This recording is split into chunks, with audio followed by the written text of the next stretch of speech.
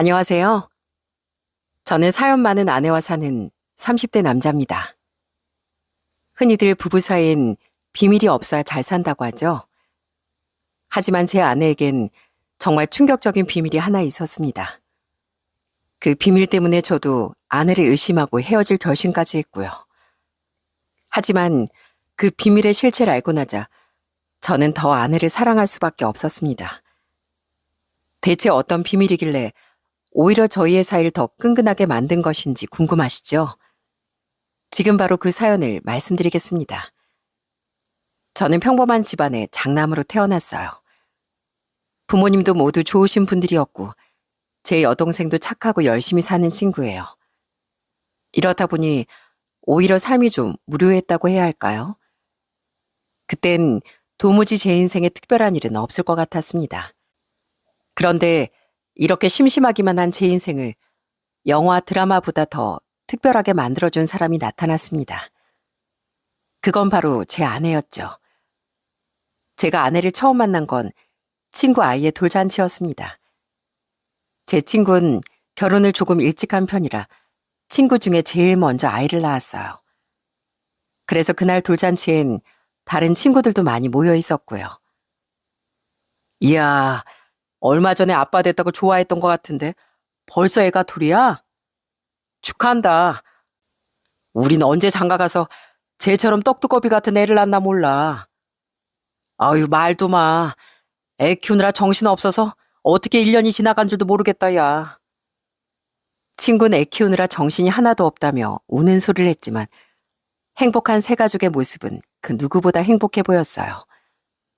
그 당시 전 아직 결혼에 대해 진지하게 생각하지 못하던 시기였거든요. 그런데 그 낯선 자리에서 아내를 처음 본 순간 한눈에 이 사람이다 싶은 거 있죠? 야, 저기 분홍색 원피스 입고 있는 사람 누구야? 재수 씨 친구야? 누가? 아, 유정 씨? 내 와이프 고향 후배야. 왜? 너 설마 첫눈에 반했냐? 소개해줘? 친구는 제가 아내에게 관심이 있는 걸 눈치챘는지 아주 짓궂은 장난을 치기 시작하더라고요. 갑자기 소개해주겠다며 절 아내 쪽으로 확 밀어버린 거죠. 덕분에 아내와 부딪힌 전 초면에 연신 사과를 해야 했습니다. 죄송합니다. 어디 다친 데는 없으세요? 아, 제가 애 아빠가 돼서 신났는지 자꾸 장난을 치네요. 전 괜찮은데 그쪽이야말로 괜찮으세요? 손에 음식 양념 다 묻으셨어요. 전 너무 당황한 나머지 허둥지둥하다 창피하게도 맨손으로 접시를 짚었고 양손에 고스란히 소스가 묻어버렸습니다. 그 모습이 얼마나 웃겼는지 아내가 순간 웃음을 팍 터뜨리더라고요.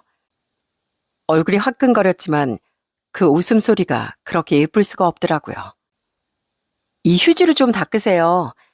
형부가 워낙 장난기가 심하던데 오늘 잘못 걸리셨네요. 그러게나 말이에요. 아유, 저렇게 철이 없어서 애는 어떻게 키우나 몰라요.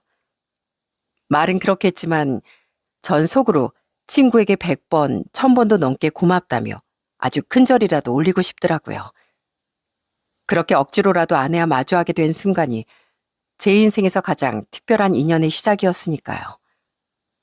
그날 돌잔치에서 인연으로 전 아내와 연락처를 주고받게 되었고 몇 번의 만남 끝에 연인 사이가 되었습니다. 결혼 전 대기업 식품개발팀에서 일하고 있었고 아내는 간호조무사였어요. 사람들이 간호사도 아니고 왜 간호조무사에 만족하냐고 하는데 난 지금 내 직업이 좋아. 내 직업도 병원에 꼭 필요한 일이고 나름대로 자긍심도 있거든. 저도 처음엔 공부를 조금 더 해서 간호사가 된 게 낫지 않나 생각한 적도 있습니다.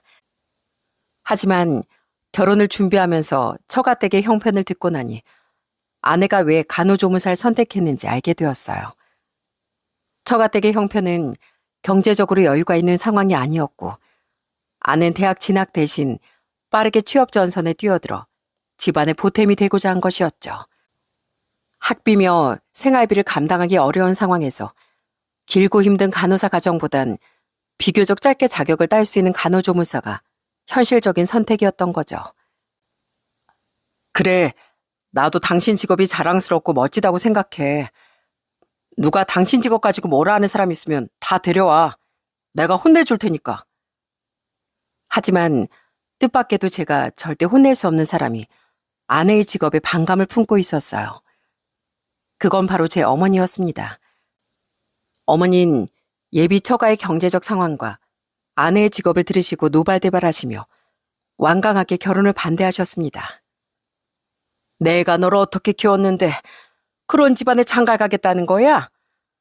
너 명문대 나와서 대기업까지 다니면서 그렇게 계산이 안 서니? 너 정도 조건이면 좋은 안경에서 잘 자란 아가씨들이 줄을 설 텐데 네가 뭐가 아쉬워서 그런 가난한 집안에 겨우 간호조무사 결혼하겠다는 거야? 내 눈에 흙이 들어가도 허락 못한다. 어머니, 제발 그 사람 딱 한 번만 만나보세요. 그럼 생각이 바뀔 거예요. 유정이가 얼마나 착하고 좋은 사람인데요. 오히려 저에게 과분한 여자라고요. 과분? 과분 같은 소리 하고 있네. 그 여자 아버지가 심지어 휠체어까지 탄다며? 엄만 식당에서 서빙이나 하고. 결혼이 애들 장난이야? 결혼은 너희들 좋다고만 되는 게 아니야. 예비 장인어른은 원래 화물차 운전을 하셨는데 빗길에 차 사고가 크게 나는 바람에 휠체어를 타고 계셨습니다. 때문에 생계 책임지셔야 했던 장모님은 식당에서 종일 홀서빙을 하고 계셨고요. 이것 또한 저희 어머니가 결혼을 반대하시는 이유 중 하나였습니다. 어떻게든 제 선에서 어머니를 설득하고 싶었지만 너무나 완강하게 버티시는 바람에 결국 아내도 이 사실을 알게 되었어요. 오빠, 그러면 내가 어머니 만나볼게. 안 만나주시면 만나주실 때까지 기다려야지 뭐. 나 어머님 딱 한 번만 만나뵈면 나에 대해서 오해하고 계시는 부분들 다 설명해 드릴 수 있어. 나도 어머니가 유정이가 어떤 사람인지 아시면 당장 결혼하라며 찬성하실 거 알아. 미안해. 괜히 우리 어머니 때문에 마음고생하게 해서. 내가 무슨 수를 써서라도 어머니 마음 꼭 돌려볼게. 아내도 그렇고 장인 장모님도 정말 좋은 분들이었거든요. 그런데 단지 경제적 상황이 여유롭지 않다는 점만 보고 만나볼 생각조차 안 하시는 게 너무나 속상했습니다. 장인 장모님도 저희 집에서 결혼을 반대하는 걸 아시곤 오히려 제게 미안해하셨어요. 정서방, 우리 때문에 부모님과 사이만 나빠지는 거 아니야? 내가 정말 미안하네. 우리가 사돈 어르신 입장이었어도 이렇게 잘 키운 아들이 가난한 집에 장가 간다고 하면 속상했을 거야. 그러니 자네도 부모님과 싸우지 말고 마음 열어주실 때까지 기다려보게나. 장인 장모님도 속상하셨을 텐데 되려 제 마음을 이해해 주시고 저희 집에서 마음을 여실 때까지 기다려주겠다고 하셨습니다. 아내도 날마다 저희 집에 찾아가 대문 앞에서 어머니가 문을 열어주실 때까지 기다리고 또 기다렸고요. 어머님, 제가 많이 부족한 거 압니다. 하지만 저 정말로 열심히 노력해서 꼭 어머니 마음에 드는 며느리가 될게요. 그러니까 저 딱 한 번만 만나주시면 안 될까요? 하지만 어머니도 문도 열지 않으시고 인터폰으로만 매섭게 소리치셨습니다. 내가 처가댁 사정 어려운 건 이해한다 쳐도 아무리 생각을 해봐도 내 아들과 비교해서 네 직업이 너무 하찮은 거 아니니? 우리 아들이 자그마치 대기업 정직원인데 간호조무사가 뭐야, 조무사가.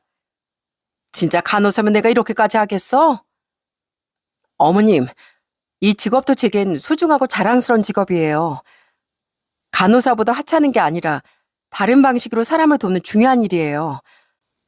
그리고 저에게 이 일은 단순히 돈 버는 수단이 아니라 매일 누군가의 건강을 돌봐준다는 책임감을 느끼고 있고요. 저는 제 일이 세상에서 가장 보람차다고 생각하고 있어요. 그러니까 부디 직업으로만 절 판단하지 말아주세요. 전 제가 하는 일에 자부심 가지고 있고 앞으로도 최선을 다할 거예요. 저는 그때 또 한 번 아내에게 반하고 말았습니다. 자기 일에 대한 열정과 자부심이 너무나 멋져 보였거든요. 그래서 이 사람을 놓치면 제 인생에 두 번 다시 이런 사랑은 없을 거라고 확신했습니다. 결국 전 단식 투쟁을 불사하며 어머니 앞에서 눈물까지 보였어요. 어머니, 저 그 사람 없으면 더는 살 이유가 없어요. 제가 이렇게까지 그 사람을 원하는데 정말 끝까지 반대하셔야겠어요? 어이구, 이 한심한 놈아. 그 여자가 대체 뭐라고? 다 큰 녀석이 엄마 앞에서 눈물까지 보여. 내가 아들을 잘못 키웠다. 한참을 잘못 키웠어. 전 자그마치 열흘이나 단식 투쟁을 하며 이 결혼 못하면 죽는다고 나자빠졌고 옛말에 자식 이기는 부모 없다고 어머니도 결국 두 손을 들고 말았습니다. 그래, 결혼해라, 해. 그렇게까지 그 애 아니면 안 되겠다는데 이러다 아들 잡을까 무서워서 안 되겠다. 그렇게 저흰 정말 어렵사리 결혼에 꼴이 날 수 있었답니다. 결혼하고 나서도 혹시나 어머니가 시집살이 시키는 건 아닌지 걱정이 많았어요. 물론 신혼 초엔 아내를 볼 때마다 땅이 꺼지라고 한숨을 쉬고 이리저리 째려보기만 하셨습니다. 하지만 시간이 조금 지나자 어머니도 아내의 매력에 퐁당 빠질 수밖에 없었죠. 우선 제 아내는 주변 모든 사람에게 성격 좋기로 인정받는 사람이었어요. 어느 날은 제 여동생이 아내와 점심을 먹고 오더니 어머니께 새언니가 너무 좋다며 그렇게나 칭찬을 하더라고요. 엄마, 나 오늘 점심에 새언니랑 처음으로 둘이 점심 먹고 왔잖아. 근데 새언니가 내 고민도 다 들어주고 나 기분 풀라고 내가 좋아하는 식당까지 다 예약해 둔 거 있지? 그리고 이거 보여? 이거 새언니가 직접 만든 수제비누인데 기분 전환에 좋은 향이래. 여기 엄마 것도 있어. 아휴, 넌 시누이가 돼서 너무 물은 거 아니냐? 원래 때리는 시어머니보다 말리는 시누이가 더 무섭다는데 너도 벌써 개편이 다 됐구나? 당연하지. 새언니가 이렇게 착하고 좋은 사람인데 굳이 뭐 안 좋게 지낼 필요 있나? 엄마도 고집 그만 부리고 마음 달리 먹어봐. 새언니 같은 며느리 또 없다? 아니나 다를까 그로부터 며칠 뒤 어머니가 완전히 아내 편이 될 수밖에 없는 일이 벌어졌습니다. 저희 어머니가 등산을 굉장히 좋아하셔서 종종 혼자서도 등산하러 다니셨거든요. 그런데 그날은 아내가 어머니를 따라가겠다며 짐가방을 싸들고 나섰습니다. 등산도 안 해본 애가 어딜 따라오겠다고 난리야. 너 산 중턱에서 힘들다고 투정 부려도 난 모른다. 네, 어머님. 저 이래봬도 체력 하나는 자신 있어요. 제가 도시락이랑 얼음물까지 다 준비했거든요. 그러니까 저도 데려가 주세요. 네? 아내는 어머니를 조르고 졸라 결국 같이 등산에 나섰습니다. 전 아직 어색한 두 사람이 잘 다녀올 수 있을지 조금 걱정이었어요. 그런데 한참이 지나 집에 돌아온 두 사람을 보고 그만 기절초풍하는 줄 알았습니다. 아내는 땀범벅이 되어 숨을 헐떡거리고 있었고 어머닌 그런 아내 등에 매달려서 식은 땀을 뻘뻘 흘리고 계셨거든요. 아니 대체 무슨 일이에요? 둘 다 동네 뒷산을 간 게 아니고 어디 멧돼지에게 쫓기기라도 한 거예요? 말도 마라. 나 오늘 우리 새아가 아니었으면 산에서 딱 조난당할 뻔했지 뭐냐. 우리 새아가가 날 살렸다. 사연을 들어보니까 이러했습니다. 등산 초반의 아내는 어머니 걱정처럼 쫄래쫄래 어머니 뒤를 따르다 먼저 지쳐서 한참이나 멀리 떨어져 쫓아오고 있었대요. 어머닌 그런 아내를 골려주고 싶어 저만치 앞질러 걷고 계셨고요. 그러다 페이스를 조절 못하고 서두르게 되었고 그러다 돌부리에 다리가 걸려 넘어지셨답니다. 아낸 저 멀리 떨어져 있었고 접질린 다리는 퉁퉁 부어서 어머니 순간 겁이 나셨나 봐요. 이러다 아내가 어머님을 두고 다른 데로 가버리면 어쩌나 싶으셨대요. 어머니 핸드폰도 아내 가방 속에 들어있었고요. 그렇게 한참을 무서움에 떨며 아내가 나타나기만을 기다리고 있는데 그때 저 멀리서 헉헉거리며 끝까지 어머니를 뒤따라오는 아내가 보였답니다.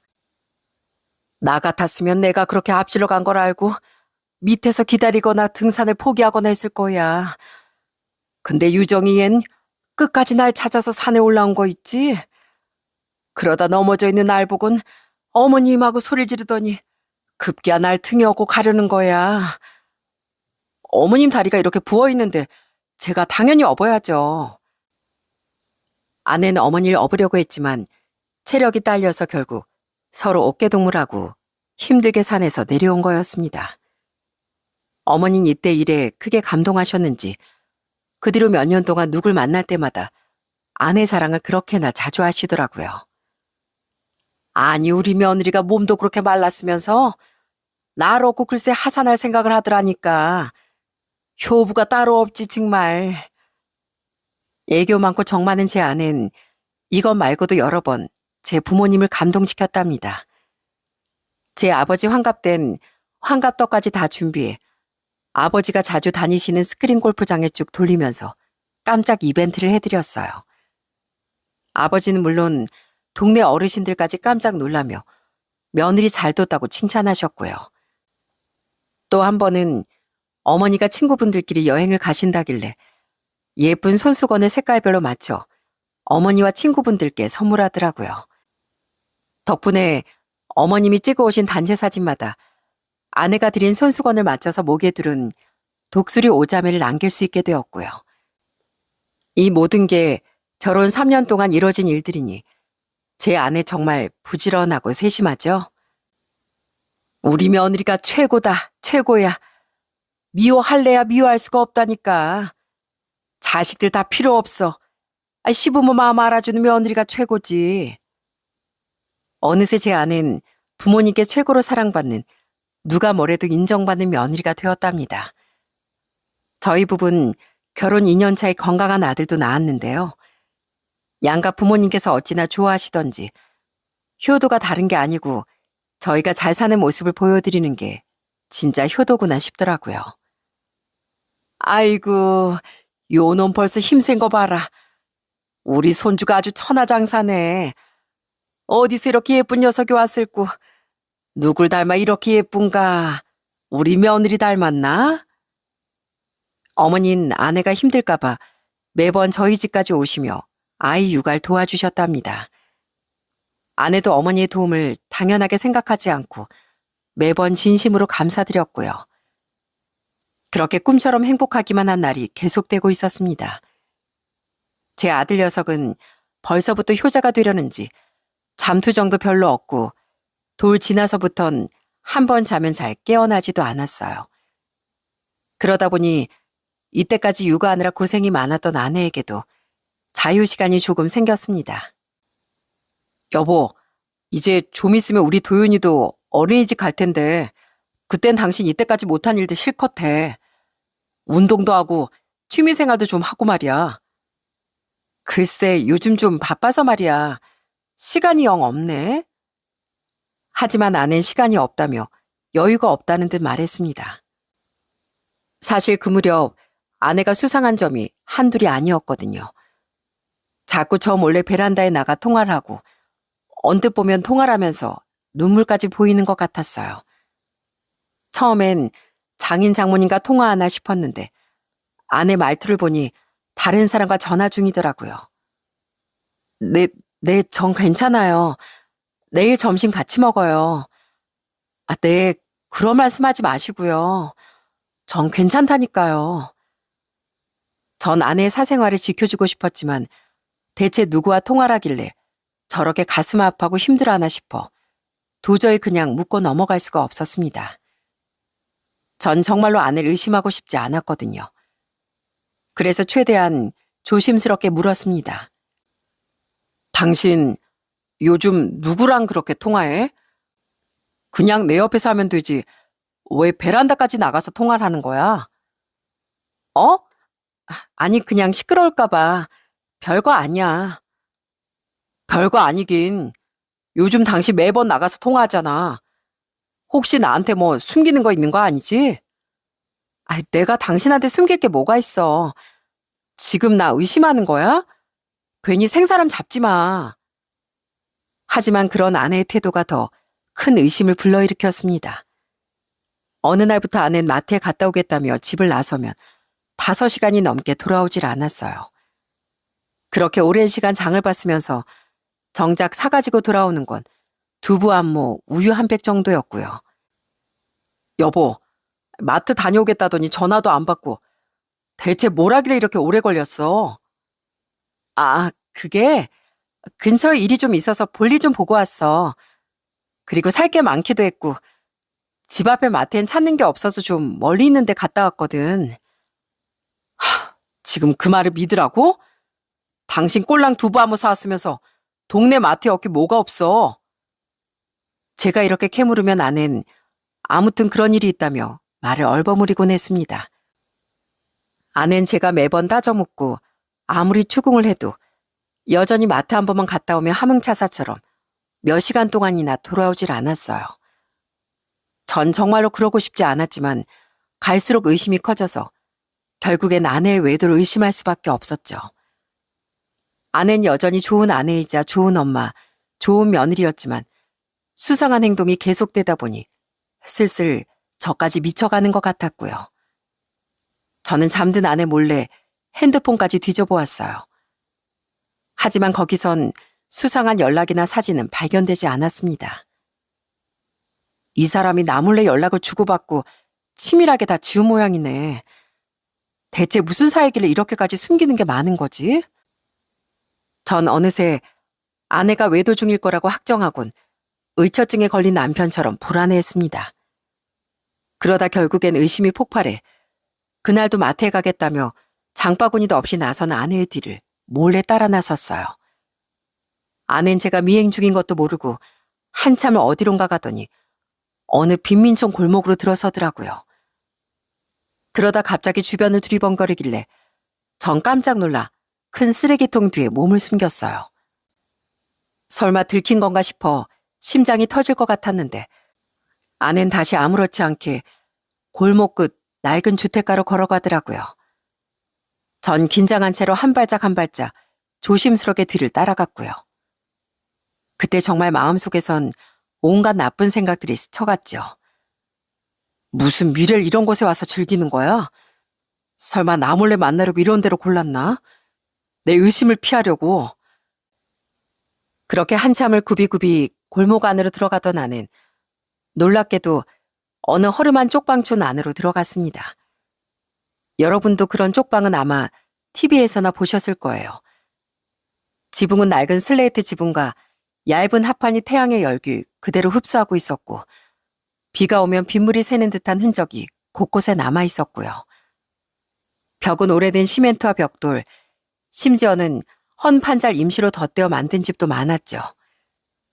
좁은 골목 사이론 전선이 엉켜 늘어져 있었고 골목 바닥은 울퉁불퉁한 흙과 자잘한 돌, 쓰레기 더미가 섞여 악취가 풍겼고요.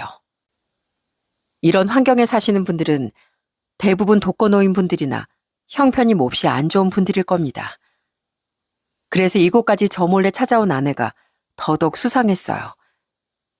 처가 형편이 어렵긴 했어도 이런 쪽방촌에 살만한 친척이나 지인들은 없었거든요. 내가 알기론 이런 데 사는 지인이 없는데 그렇다면 바람 피우는 상대가 여기 살거나 아니면 쪽방촌 주인이라도 되는 모양이구나. 한번 의심을 하기 시작하니 머리론 이 상황이 도무지 맞지 않는다는 걸 알면서도 마음은 억지로 최악의 시나리오를 상상하고 있었어요. 이윽고 아는 어느 쪽방촌 집 안으로 쏙 들어갔고 전 따라 들어가야 할지 말지 고민이 되어 심장이 두근거리고 손바닥에서 식은땀이 다 흘렀습니다. 그때 밖에서 얼마나 심호흡을 했는지 몰라요. 정말 따라 들어가야 하나 아니면 말아야 하나 싶어 머릿속이 혼란스럽고 몸이 점점 굳어갔습니다. 그때 마음속에선 온갖 최악의 상상이 스쳐갔어요. 혹시라도 제가 상상하기조차 싫은 무슨 일이 벌어지면 그땐 어떻게 행동해야 할까 싶어 발까지 동동 굴렀답니다. 하지만 동시에 마음 한쪽에선 들어가야 한다는 강한 충동이 일었어요. 아내가 혼자 있지 않다는 걸 확인하고 싶다는 마음과 혹시라도 잘못된 상상을 하는 제 자신이 두려워 망설이는 마음이 교차했습니다. 결국 전 30분도 넘게 고민하다가 마음을 다잡곤 문고리에 손을 올렸습니다. 손은 떨리고 발은 굳었지만 주저할 수만은 없었어요. 그렇게 굳은 결심을 하고 문도 두드리지 않고 바로 낡은 현관문을 열어젖혔죠. 당황스럽게도 문은 잠금 장치도 없이 쉽게 열리더라고요. 그렇게 너무나 쉽게 문이 열렸고 전 집안 풍경을 보며 입을 틀어막고 말았습니다. 어서 식사하세요. 배 많이 고프시죠? 저 없더라도 식사는 잘 챙겨 드셔야죠. 제가 반찬도 해서 냉장고에 넣어놨는데 왜 안 꺼내 드셨어요? 낡고 다 무너져가는 폐허 같은 집안엔 어떤 백발 노인과 아내가 있었습니다. 아낸 거기서 백발 노인에게 밥을 차려주고 있었어요. 한참 식사 시중을 들던 아낸 곧 저와 눈이 마주쳤고 손에 들고 있던 젓가락을 떨어뜨리더라고요. 여보, 당신이 어떻게 대체 여기는 어떻게 알고 온 거야? 당신 대체 뭐야? 당신이 왜 여기서 밥을 차리고 있어? 이제 다 알았으니까 제발 속 시원하게 말 좀 해봐. 이 어르신은 또 누군데? 아내 몹시 당황한 듯 손톱까지 물어뜯으며 제 눈치를 보고 있었고 백발 노인은 들고 있던 숟가락을 내려놓곤 땅만 바라보고 계셨습니다. 저는 덜덜 떠는 아내를 계속 추궁했어요. 말해보라고. 당신 마트만 갔다 하면 몇 시간이고 집에 올 생각을 안 하길래 내가 여기까지 따라온 거야. 내가 솔직히 당신이 너무 수상해서 뒤 좀 밟았다고. 그러니까 나한테 이게 무슨 상황인지 당장 설명해.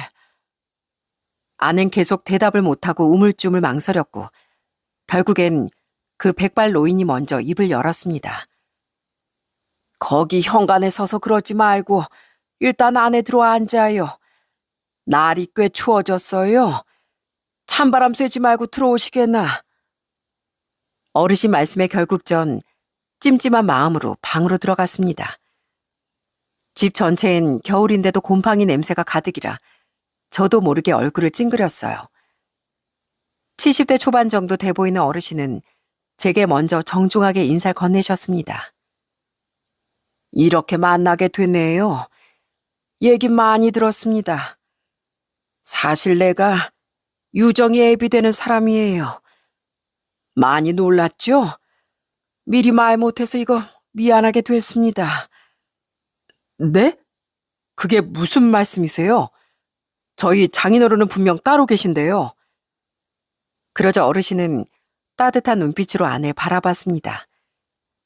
아내는 어르신이 무슨 말씀을 하실 줄 알겠다는 듯 이내 펑펑 울기 시작했어요. 전 그저 당황스러워서 우는 아내를 달래지도 못했습니다. 내가 지은 죄가 너무 많아서 내 존재를 먼저 말할 수가 없었어요. 유정이하고도 오랜 시간 연락이 끊어졌다가 하나밖에 없는 내 딸이 너무 보고 싶어서 염치불구하고 내가 먼저 연락했습니다. 내가 살아생전 우리 딸 얼굴 한 번이라도 꼭 보고 싶어서요. 그런데 착한 우리 딸이 이렇게 아빠를 만나러 와주고 날 보살펴 주기까지 하네요. 전 이게 대체 무슨 말씀이신지 쉽게 받아들일 수가 없더라고요. 처가인 분명 장인어른이 계셨고 아내하고 사이도 여느 부녀 사이처럼 다정했거든요. 장인어른이 휠체어를 타시긴 했지만 늘 따뜻하게 가족들을 챙기시고 아내도 장인어른을 잘 따르고 있었고요. 그런데 지금 눈앞의 어르신은 본인이 아내의 친부라고 말하고 있었어요. 여보, 그동안 말하지 못해서 미안해. 여기 이분이 내 친아버지가 맞아. 사실 우리 부모님 내가 14살 때 이혼하셨거든. 엄만 그러다 내가 고등학교 때 지금의 새아버지와 재혼하신 거고. 다 내 잘못이요. 내가 죄인이라 우리 딸이 아직까지도 이렇게 마음고생을 하는 중이니 내가 무슨 면목이 있어서 사위 앞에 당당하게 나타날 수가 있었겠소. 그러면서 아내의 친부는 장모님과 이혼하고 평생 아내 얼굴을 볼 수 없었던 충격적인 사연을 말해주더라고요. 이혼하기 전 처가댁은 더할 나위 없이 행복한 집이었대요. 아내의 친부는 너무나 자상하고 좋은 아빠, 좋은 남편이었고 아내도 당연히 그런 친부를 잘 따랐답니다. 비록 엄마 날 떠나시긴 했지만 우리 아빠는 정말 좋은 분이셨어. 자식이라고 나 하나뿐이어서 엄마 아빠 모두 나만 바라보고 사셨거든. 아낸 그러면서 친부가 얼마나 듬직한 아빠였는지 눈물겨운 눈으로 털어놨습니다. 아내가 중학교에 입학한 지 얼마 안 됐을 무렵 원래 어울려 다니던 친구와 떨어져 사는 곳과 먼 중학교로 배정을 받게 되었대요. 아낸 친구들과 친해지지 못해 혼자 점심을 먹게 되었는데 친아버지가 그 소식을 들으시곤 아내에게 새 친구가 생길 때까지 무려 3개월 동안 매일 학교로 도시락을 싸들고 와서 아내와 점심을 같이 드시기도 하셨답니다. 또 한 번은 집에 강도가 든 적이 있는데 안방에서 자고 있던 장모님과 아내가 놀랄까봐 작은 소리조차 내지 않고 혼자 맨몸으로 강도와 싸운 적도 있으시고요. 아내에게 친부는 언제나 듬직하고 항상 기댈 수 있는 튼튼한 나무였던 거죠. 대체 그렇게 잘 지내셨으면서 왜 장모님과 아내를 떠나신 거예요? 대체 무슨 잘못을 저지르셨길래 제겐 존재마저 숨기신 거고요? 내 입으로 말하기도 정말 수치스럽습니다. 사실 내가 다른 여자에게 마음을 주고 말았어요. 외도를 한 거죠. 난 정말로 아내와 딸을 사랑했지만 그땐 악마에게 영혼이라도 뺏긴 듯 다른 여자에게 완전히 홀리고 말았어요. 난 아내에게 이혼을 강요하고 곧바로 집을 나와버렸고요. 그리고 이혼하고 얼마 지나지 않아 덜컥 재혼까지 해버렸네요. 그렇게나 좋은 아버지였다는 어르신은 다른 여자에게 홀려 바람을 피우셨고 장모님과 아내는 멀쩡한 남편 아빠일 일은 그야말로 낙동강 오리알 신세가 되어버린 겁니다. 아빠가 그렇게 떠나고 나도 한동안 배신감이 너무 커서 다시는 아빠를 만나지 않으려고 했어. 그때 아빠가 너무 밉고 원망스러웠거든. 나와 엄마를 버리고 갔으면서 그런 모습으로 돌아올 줄은 상상도 못했으니까. 미안하다, 유정아. 정말 미안하다. 친부가 떠나고 힘들게 아내를 키우던 장모님은 다행히 지금의 장인어른을 만나 재혼하게 되셨고 다시 행복한 가정을 꾸릴 수 있었답니다. 아는 장모님께 말은 안 했지만 자라는 내내 마음속으로 친부를 원망하고 또 원망했대요. 하지만 새아버지가 너무 좋으셨고 장모님도 행복해 하시는 걸 아니까 아무에게 내색하지 못하고 혼자 그 마음을 사귀고 있던 거죠. 울지 마요, 아빠. 아무튼 나도 평생 아빠를 만날 일이 없을 줄 알았어. 근데 몇 달 전에 갑자기 모르는 번호로 연락이 왔어. 목소리를 듣자마자 아빠인 걸 알고 끊으려고 했는데 아빠가 내게 말씀도 못하실 만큼 울고 계셨어. 내가 너무 보고 싶다면서. 사실은 말기암에 걸려서 살 날이 얼마 남지 않았다면서. 너무나 애석하게도 뒤늦게 연락이 온 아내의 친부는 이미 손쓸 수 없을 정도로 전신에 암세포가 퍼져 있었답니다. 장모님과 아내를 버리고 선택했던 여잔 이미 오래전에 어르신의 재산을 다 가로채 떠나버렸고 어르신께 남은 건 언제 쓰러질지 모르는 병든 몸뿐이었습니다. 아빤 모든 치료를 포기하시고 여기 쪽방에서 혼자 지내고 계셨어. 내가 아무리 병원에 가자고 화를 내도 눈물로 부탁드려도 계속 고집이셔. 난 마지막으로 내 딸 얼굴을 보고 이렇게 마주 앉아 밥 한 끼 먹은 거로도 충분하다. 나 같은 죄인이 치료는 무슨 치료야. 난 계속 참회해야 돼. 이게 다 내가 뿌린 죄악의 씨앗이니까. 아내의 친부는 이미 호스피스에 들어가고도 남을 몸 상태였지만 모든 걸 거부하고 그저 세상을 떠날 날만 기다리고 계신 모양이었습니다. 친아버지 원망하는 마음이 컸지만 어릴 적 그토록 사랑했던 아버지의 모습을 기억하고 있던 아내는 결국 친부를 용서했고 그때부터 자주 여기 쪽방촌에 들려 식사를 챙겨드리고 있던 거죠. 전 그것도 모르고 아내를 의심만 하고 있었네요. 전 아내 앞에 바로 무릎을 꿇었습니다. 여보, 당신을 의심해서 정말 미안해. 당신같이 착한 사람 마음을 의심한 내가 너무 부끄러워. 아니야. 내가 당신한테 뭐 하나 속 시원하게 말해주지 못했잖아. 내가 미안해. 그동안 많이 답답하고 화가 났지? 지금 새아버지도 계시니까 더더욱 말 못했어. 미안. 아낸 이번에도 속 좁은 절 따뜻하게 감싸 안아주었습니다. 아내에게 진심으로 용서를 구한 전 이번엔 장인어른의 손을 꼭 잡아드렸어요. 그 손이 너무 마르고 거칠어서 제 마음마저 아파왔습니다. 그러면서 오랜만에 만난 친아버지 모습이 이렇게 망가진 걸 보고 아내의 마음이 얼마나 아팠을까 싶어서 눈시울이 붉어졌습니다. 그동안 친아버지를 미워하고 원망했을 아내가 이젠 시간이 얼마 남지 않은 아버지를 보살피며 용서할 수밖에 없었던 사정을 생각하니 저 역시 감동하지 않을 수 없었습니다. 제가 장인어른이라고 불러도 괜찮겠죠? 장인어른, 옛말에 죄는 미워하되 사람은 미워하지 말라는 말이 있잖아요. 아내가 장인어른을 다시 만날 수 있었던 건 장인어른이 아내에게 분명 좋은 아버지셨기 때문일 겁니다. 그 기억이 다시 아내를 장인어른 곁으로 오게 한 걸 거예요. 그럼요, 아버지. 전 언제나 아빠만을 위해 하늘에 기도드리고 있어요. 전 이미 오래전에 아빠를 다 용서한걸요. 평소 신앙심이 깊은 아내는 진심으로 매일 친아버지를 위한 기도를 올렸답니다. 부디 아버지가 아버지 스스로를 용서하시길, 죄책감보단 남은 시간 동안 편안하게 마음을 놓으시길 바라는 마음에서였을 거예요. 그래서 치료도 거부하시는 친아버지를 돌보고 매 끼니 밥을 차리고 혹시 날이 추워지는데 건강이라도 더 상하게 될까봐 매번 들여다봤겠죠. 우리 착한 딸, 고맙다. 못난 이 아버지를 용서해줘서. 내가 우리 유정이에게 너무나 큰 상처를 줬는데 그런데도 날 용서해줬어요.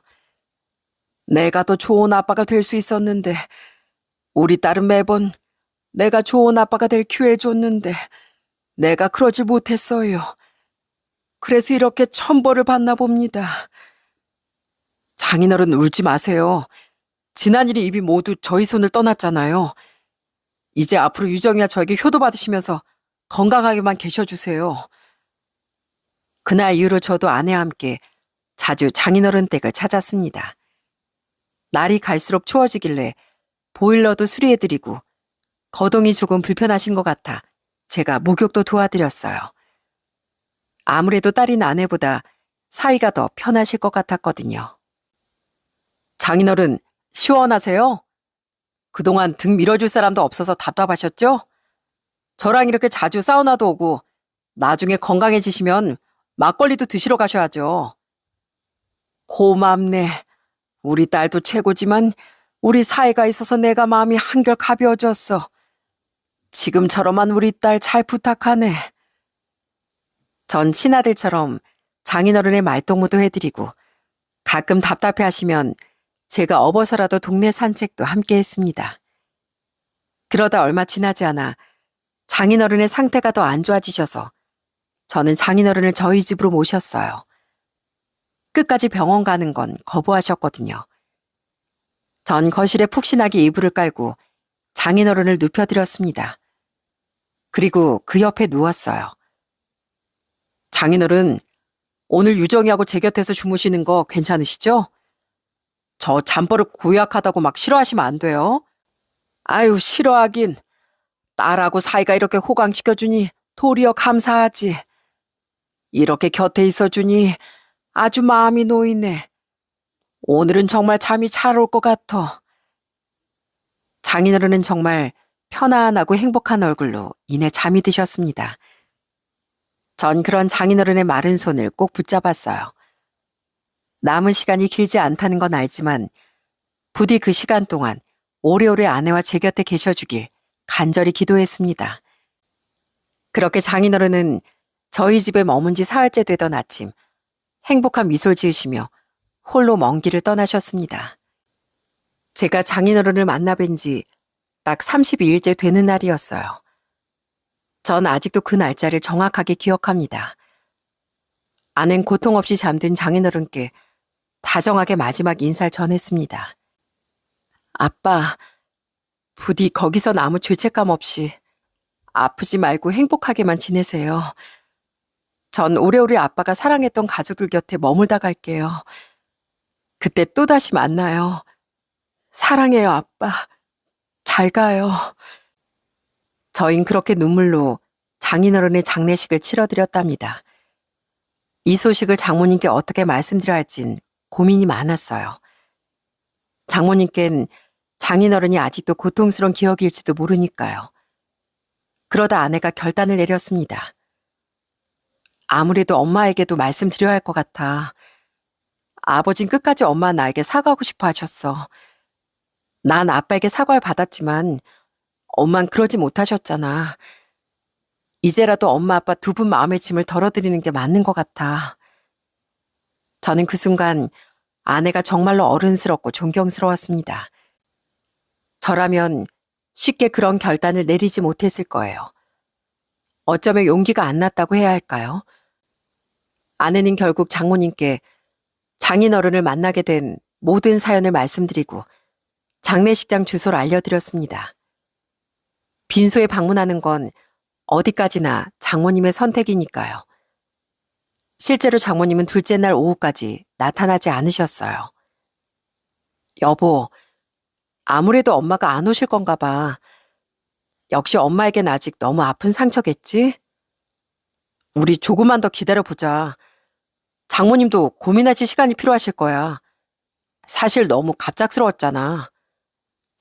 그러다 조문객들도 모두 들어간 새벽, 검은 옷을 입은 장모님이 장례식장에 찾아오셨더라고요. 장모님은 이미 펑펑 울고 오셨는지 눈이 저희만큼이나 부어 있었어요. 장모님은 장인어른의 영정사진을 보시곤 그 자리에 주저앉으셨습니다. 이 인간아, 몹쓸 인간아. 그러고 바람나서 갔으면 잘 살기라도 하지. 결국 이 꼴이 났어. 이렇게 가버릴 거면 그러고 가지나 말지. 갈 거면 돌아오지 말지. 이 나쁜 인간아. 사랑하는 남자에게 배신당한 장모님의 깊은 상처를 감히 저희가 어떻게 헤아릴 수 있겠습니까? 장모님은 오래도록 오열하시며 그동안의 아픔과 회한을 모두 털어내셨어요. 장모님은 지금의 장인어른께서 놀라실까봐 말씀도 못하시고 고민 끝에 장례식장에 오셨다고 합니다. 유정아, 우리가 부모로서 너한테 참 못할 짓을 했다. 우선 끝까지 부모 자리를 지키지 못했고 우리가 힘들단 이유로 너한테 이해를 강요만 했어. 가난한 집에 너처럼 착하고 예쁜 딸이 태어나 이렇게 끝까지 마음고생을 시킨다. 너희 아빠도 그렇고 나도 그렇고. 엄마, 왜 그런 말을 해요? 나 고생한 적 없어. 내가 힘들 때마다 엄마 아빠가 항상 옆에 계셔줬잖아요. 새아버지도 그렇고요. 난 언제나 행복하기만 했어. 정말이야. 아휴, 이 짠한 거. 유정아, 가끔은 힘들면 힘들다고 털어놔도 돼. 엄마한테 말 못할 얘기라면 네 남편에게라도 꼭 털어놔야 한다. 안 그러면 네 마음에 벽만 깊어져. 아낸 그러자 그동안 참기만 했던 감정이 북받쳤는지 그제야 장모님 품에 안겨 한참을 울었습니다. 엄마, 사실 나 아빠가 너무 미웠는데 한편으로 너무 불쌍해서 어떡할 수가 없었어요. 아빤 그때 왜 우릴 떠난 거야? 그리고 왜 다시 나타났을 때 그렇게 아픈 모습으로 나타난 거야? 나 정말 속상했어, 엄마. 그래, 실컷 울어. 그러라고 있는 게 부모 품이다. 너 울고 싶으면 얼마든지 울어도 돼, 우리 딸. 비록 장인어른과 영원한 이별을 고하는 순간이었지만 저희에겐 새 출발을 다짐하는 순간이기도 했네요. 그날 저흰 눈물로 얼룩진 서로를 안아주었습니다. 아낸 친아버지와의 지난 세월 속 상처를 내려놓고 마지막까지 함께할 수 있었던 시간에 감사했습니다. 마지막으로 장인어른을 보내드리며 아낸 말했습니다. 이제 아빤 평안하시겠죠? 제가 기도할게요. 매일 언제나 아빠가 행복하시길요. 저도 그 순간 마음속으로 다짐했습니다. 아내가 다시 진심으로 웃으며 살아갈 수 있도록 우리 아이와 함께 행복한 시간을 만들어주겠다고요. 그로부터 또 얼마간의 시간이 지난 지금 저흰 전보다 더 서로를 굳게 믿으며 살아가고 있습니다.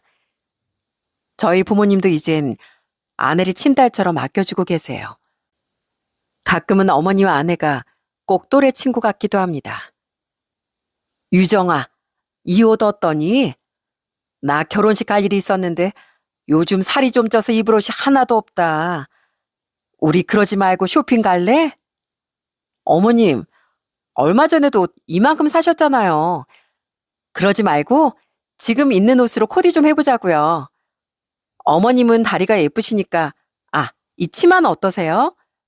지금 입고 계신 자켓은 상체가 좀 부해 보이는데 이 옷이 낫겠어요. 진짜? 이 치마가 낫겠어? 우리 며느리 안목인데 믿어야지. 이거 입고 나갔는데 예쁘다는 소리 안 들으면 너 데리고 쇼핑 10번 갈 거야. 각오해 너. 가끔은 둘이 친구인지 고부 사이인지 헷갈릴 때가 있을 정도랍니다. 물론 저도 처가에 가서 철없는 막내 아들처럼 굴기도 하고요. 지금 장인어른께서 휠체어를 타시다 보니 멀리 나가기 불편해 하시는데 저와는 어디 나갈 때마다 든든하다고 좋아하시거든요. 자네 장모는 힘이 없어서 휠체어를 제대로 밀지도 못한다니까. 근데 이렇게 정서방 오면 아주 시원하게 쌩쌩 달리니까 내 속이 뻥 뚫리는 것 같아. 정말요? 장인어른, 그러면 저 조금 더 빨리 달립니다. 무섭다고 멈추러 가시면 안 돼요. 이젠 이렇게 짓궂은 장난을 칠 정도로 아주 막역한 사이가 되었네요. 새 장인어른께선 가족들에게 참 다정하신 분이라 제가 아들처럼 이렇게 장난을 쳐도 늘 웃어주곤 하세요. 전 언제나 그런 새 장인어른 그리고 장모님께 많은 걸 배우고 있습니다. 아내가 지금처럼 건강하고 밝고 다정하게 자라게 된 것도 다 두 분 덕분이니까요. 제 아이도 아내의 장점을 닮아 아내만큼이나 좋은 사람으로 자라게 되겠죠? 저 역시 아내를 보며 많은 걸 배우고 성장하고 있으니까요. 여보, 거기서 뭐 하고 있어? 오늘 어머님 아버님하고 볼링 점수 내기했단 말이야. 오늘은 기필코 우리가 이겨야 돼. 알겠지? 알겠어. 나만 믿어. 내가 올린 볼링핀 다 쓸어버리고 말 테니까. 이제 아내와 전 함께 보내는 소소한 일상 속에서 큰 행복을 찾습니다. 늘 반복되는 일상이지만 그 속에서 서로가 얼마나 소중한 존재인지 깨닫고 있거든요. 매일 아침 아이를 깨우는 아내의 목소리, 따뜻한 손길, 상냥한 얼굴을 보며 저 역시 큰 힘을 얻습니다. 주말에 온 가족이 손을 맞잡고 공원을 산책할 때 가끔은 서로의 어깨를 맞대고 아무 말 없이 걷는 순간까지 그런 작은 시간 하나하나가 저에겐 큰 행복이랍니다. 아낸 과거에 큰 상처와 아픔이 있었지만 그걸 미움이나 원망으로 남기지 않고 사랑으로 감싸 안았습니다. 친아버지 만나고 지치고 초라한 모습을 봤을 때도 아는 먼저 용서할 줄 아는 존경스러운 사람이거든요. 전 이렇게 매일 아내를 겪을수록 점점 더 아내를 더 깊이 이해하고 더 사랑하게 되는 것 같아요. 비록 아내를 오해한 날도 있었지만 이 오해가 풀리고 나자 서로를 더욱 믿고 의지하게 된 것 같네요. 앞으로는 작은 오해나 불안도 솔직하게 이야기하고 혼자 의심의 싹을 키우지 않으려고요. 아낸 가끔 절 바라보며 같이 있어서 행복하다고 말하지만 사실 제게 더 큰 힘이 되는 건 그냥 김유정이라는 사람이 제 곁에 있다는 자체입니다. 앞으로 살다 보면 또 울고 상처받는 날이 오기도 하겠지만 그 모든 시간이 저를 더욱 단단하게 만들어줄 걸 믿습니다. 아내를 만난 건 제 인생에서 가장 큰 행운이고 앞으로도 전 아내가 행복할 수 있도록 우리 가족이 더 단단해질 수 있도록 하루하루 최선을 다하며 살아갈 거니까요. 마지막으로 하늘에 계신 장인어른, 지금은 마음 편안하게 잘 지내고 계시겠죠? 저희도 너무나 잘 지내고 있습니다. 이제 아무도 장인어른을 원망하지 않아요. 그러니까 부디 마음 내려놓으시고 즐겁게 지내시다가 먼 훗날 다시 만나길 바라고 있겠습니다. 삶은 언제나 완벽하지 않지만 사랑하는 사람과 함께라면 어떤 어려움도 버틸 수 있다는 걸 저는 매일 아내에게 배우고 있답니다. 장인어른께서도 저희를 믿고 지켜봐 주실 거라 믿으며 저흰 오늘도 그리고 내일도 행복하게 잘 살아가겠습니다. 사연 들어주셔서 정말 감사합니다.